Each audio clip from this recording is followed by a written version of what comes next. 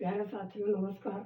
मैं महेंद्र कुमार सहगल रोजगार with Mahindra classes में आपका स्वागत करता हूं और मैं आशा करता हूं कि आप सभी लोग बहुत अच्छे होंगे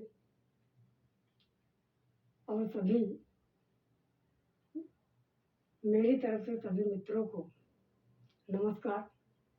और आज मैं विज्ञान विटामिन के द्वितीय भाग को बताने जा रहा हूं, पार्ट 2 बताने जा रहा हूं, जिसमें कल पहले पार्ट 1 में हमने बताया था कि वसा में घुलनशील विटामिन कौन कौन है, और आज मैं जल में घुलनशील विटामिन के बारे में बताऊंगा, जो आपके biology, TGT, PGT, medical exams एवं वनडे एग्जाम के लिए जीएस में बहुत महत्वपूर्ण है। ये निश्चित है, यहाँ से एक ना एक क्वेश्चन जरूर आता है। चलिए मित्रों, आते हैं हम अपने टॉपिक पर, जो जल में घुलनशील विटामिन है। अब जल में घुलनशील विटामिन है तो जल में घुलनशील विटामिन जो है वो बी और सी है। तो जल में घुलनशील कौन कौन भैया? बी और सी।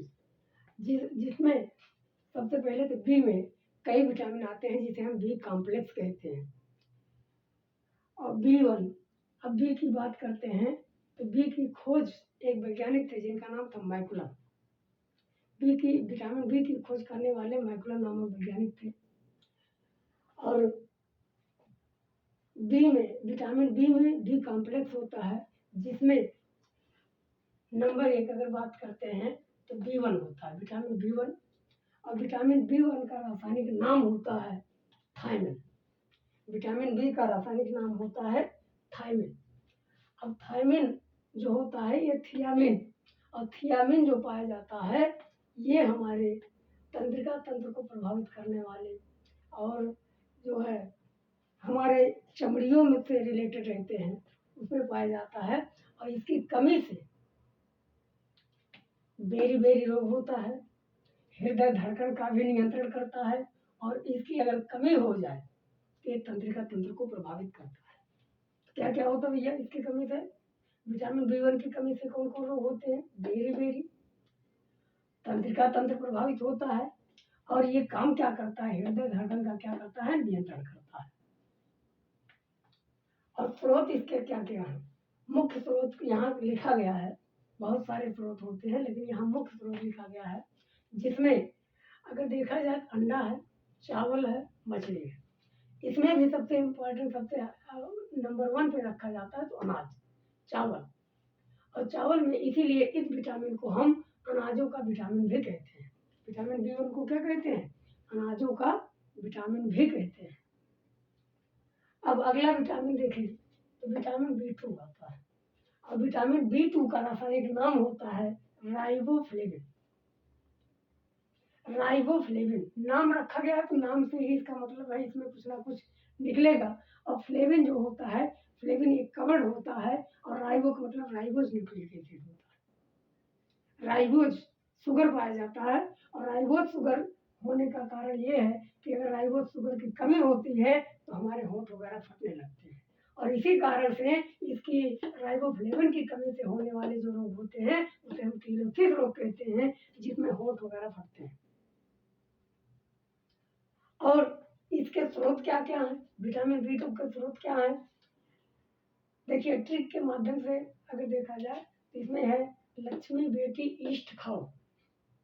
लक्ष्मी बेटी ईस्ट खाओ। लक्ष्मी से यल से हो गया आपका लीवर। लीवर को, जिसको हम यकृत कहते हैं, जो मांसाहारी लोग हैं वो लीवर खाते हैं। और शाकाहारी चीज, CH से हो गया चीज माने होता है पनीर। मी से हो गया मिल्क माने होता है दूध। और ईस्ट वगैरह जो होते हैं मशरूम में आते हैं, और गांव की भाषा में भूमफोड़ जो कहते हैं वो भी इसी में आते हैं, जिसको हम भूमफोड़ भी कह सकते हैं। भूमफोड़ भी कहते हैं। भूमफोड़ भी गाँव में मिलता है बरसात के मौसम में।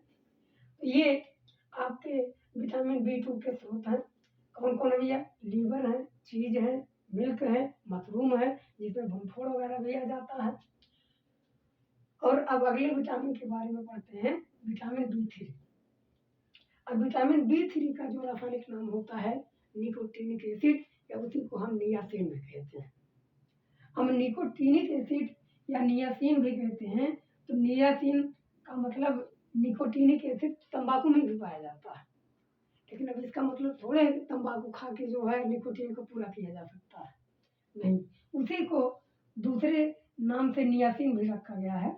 नियासिन के नाम से भी जाना जाता है B3 का रासायनिक नाम। और इसकी कमी से जो रोग होता है हमें पेलाग्रा रोग होता है। और पेलाग्रा ऐसा रोग है जो चमड़ी से होता है, चमड़ी वगैरह में, जैसे त्वचा दाद हो गया, त्वचा दाद हो गया, खाद हो गया, खुजली हो गया, ये है पेलाग्रा में। और इसी को 4D सिंड्रोम रोग भी कहा जाता है। कौन रोग भैया? 4D सिंड्रोम रोग कहा जाता है। और 4D क्या है? प्रश्न ये आता है कि 4D क्या है? तो 4D जो होता है वो पहला कंडीशन, इसमें 4 कंडीशन होते हैं। 3 कंडीशन में अगर व्यक्ति की लापरवाही की जाती है इसमें, तो चौथे कंडीशन में उसकी डेथ हो जाती है। तो पहला कंडीशन जो आता है इसमें डर्मेटाइटिस होता है। डर्मेटाइटिस क्या होता है कि चमड़ी वगैरह जो है थोड़ा थोड़ा हल्का फुल्का निकलने लगते हैं, पतला होने लगता है। और इसके बाद डायरिया की शिकायत होती है। और डायरिया के बाद डायमेंशिया हो जाता है, दिमाग वगैरह काम करना बंद कर देता है और लास्ट में डेथ हो जाती है। इसीलिए इसको हम 4D सिंड्रोम कहते हैं। तो एक डर्मेटाइटिस हो गया, दूसरा डायरिया, तीसरा डायमेंशिया और चौथा क्या हो गया? डेथ। तो इसीलिए इसको हम विटामिन B3 को 4D सिंड्रोम रोग भी कहते हैं।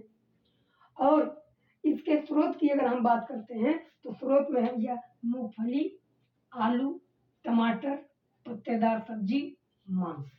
ये जो है 4-5 आपके स्रोत हैं। जो कौन कौन है भैया? मूंगफली, आलू, टमाटर, पत्तेदार सब्जी और मांस। ये जो है विटामिन B3 के स्रोत हैं। अब प्रश्न ये बनता है विटामिन B3 के बाद जो आता है विटामिन B4। अब B4 की जब हम बात करते हैं तो विटामिन B4 में जो आता है वो है, इसका रासायनिक नाम जो होता है वो अमीनो अम्ल होता है, अमीनो एसिड जिसको कहा जाता है। और अमीनो एसिड जो होता है वो हमारे आपके सबके सभी जीव जंतुओं के शरीर में पाया जाता है। और इसमें इसकी विटामिन B4 की कमी से जो है ट्रैकीकार्डिया रोग हो जाता है, ट्रैकीकार्डिया। और ट्रैकीकार्डिया से जो होता है हार्ट अटैक होने का डर रहता है। क्यों?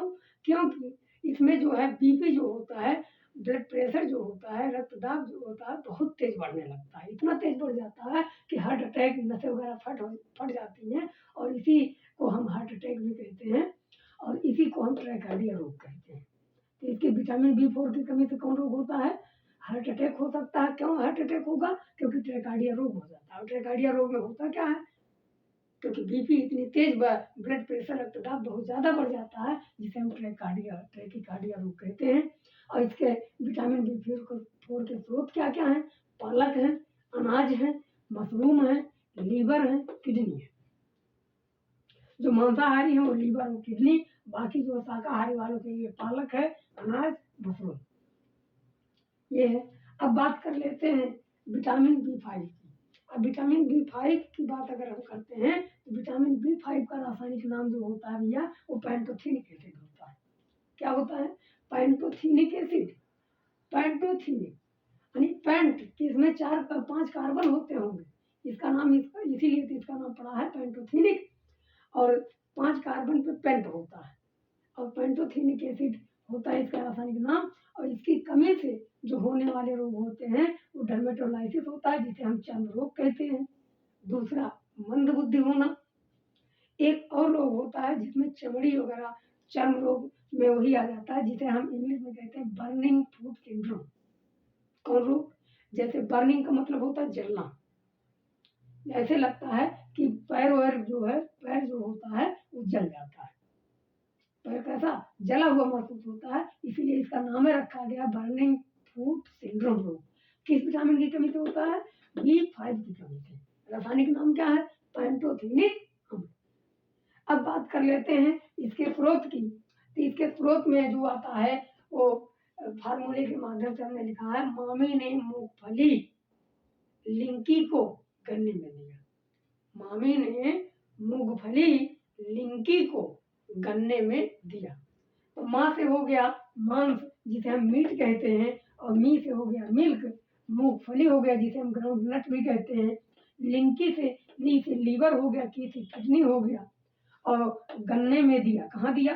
गन्ने में, तो गन्ने में से हो गया, गन्ने से क्या हो गया? Sugarcane. तो शुगर केन वगैरह गन्ना वगैरह जो है B5 के लिए बहुत लाभदायक होता है, और इसी से जो है हमारे जीवन में ये बर्निंग फूड सिंड्रोम वगैरह नहीं होता है। तो B5 का रासायनिक नाम हो गया।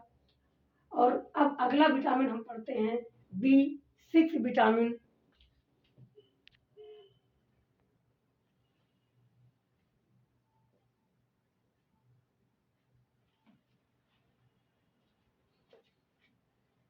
हाँ मित्रों, विटामिन B6 की बात कर रहे हैं। तो विटामिन B6 की बात कर रहे हैं, तो इसका रासायनिक नाम जो होता है वो क्या होता है? पायरिडॉक्सिन। क्या रासायनिक नाम क्या होता है भैया? पायरिडॉक्सिन। और इसकी कमी से जो रोग होता है वो एनीमिया रोग होता है। कौन रोग? एनीमिया रोग होता है। और एनीमिया रोग ऐसा रोग है जो सबसे ज्यादा फीमेल में ही पाया जाता है। फीमेल में क्यों पाया जाता है? महिलाओं में इसलिए पाया जाता है, फीमेल में इसलिए पाया जाता है। क्यों? क्योंकि हर महीने उनमें मेंस्ट्रुएशन साइकिल होती है, और मेंस्ट्रुएशन साइकिल के कारण ही एनीमिया रोग जो होता है, इसमें होता क्या है? ब्लीडिंग ज्यादा होती है। और इसके एनीमिया रोग में सबसे मुख्य भूमिका जो होता है, इसमें अनाज होता है, लीवर होता है, मांस होता है। तो इसीलिए इसके स्रोत जो है वो कौन कौन है? लीवर है, मांस है, अनाज है। अनाज में गेहूं चावल दोनों आ जाएगा, ये व्हीट और राइस दोनों आ जाएगा। तो कौन कौन इसके स्रोत हैं विटामिन B6 के? यकृत है, या लीवर है, मीट है, और क्या है भैया? अनाज है। अब विटामिन B7 की बात करते हैं। तो विटामिन B7 का जो रासायनिक नाम होता है वो होता है बायोटिन। क्या नाम होता है? बायोटिन नाम होता है। और बायोटिन इसका रासायनिक नाम है। और इसकी कमी से जो रोग होते हैं वो होता है पैरालिसिस, जिसे हम लकवा कहते हैं। और क्या होता है? शरीर में दर्द होता है जिसे हम बॉडी पेन कहते हैं, या बालों का गिरना। ये 3 प्रकार के इससे रोग होते हैं। और इसमें सबसे मुख्य जो होता है वो शरीर में दर्द होता है, बॉडी पेन होता है बायोटिन की कमी से। अब इसके स्रोत क्या क्या हैं? तो यहाँ हमने ट्रिक के माध्यम से लिखा है, माली ने अंडा और दूध खा लिया।